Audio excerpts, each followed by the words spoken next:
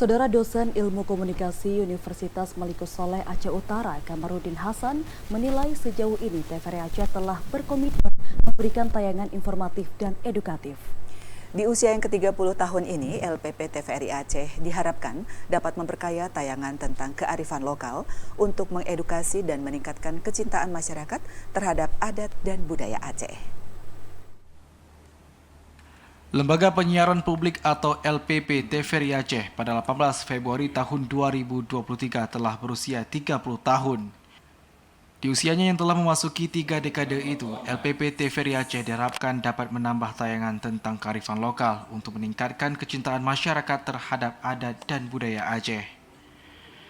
Dosen Ilmu Komunikasi Universitas Malikus Saleh Aceh Utara Kamarudin Hasan mengatakan media massa khususnya televisi bertujuan untuk mengharmoniskan hingga mensejahterakan jiwa, sehingga tayangan yang dihasilkan dari sebuah media harus mengarah ke hal tersebut.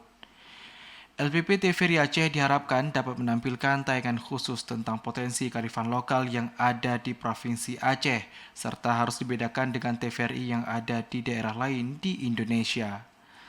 Selain itu, LPP TVRI Aceh juga diharapkan dapat menambah durasi tentang pemberitaan Aceh khususnya yang edukatif dan informatif. Kamarudin menilai sejauh ini LPP TVRI Aceh telah menghasilkan tayangan yang edukatif dan informatif tentang Aceh, namun kedepannya harus dikembangkan kembali serta diupayakan agar jaringan LPP TVRI Aceh dapat ditonton di seluruh daerah yang ada di Aceh. Kalau kita ingin lebih spesial, lebih khusus, lebih khas, saya berharap kawan-kawan di TVRI Aceh ini fokus atau lebih besar ke edukasi yang konteksnya adalah local wisdom.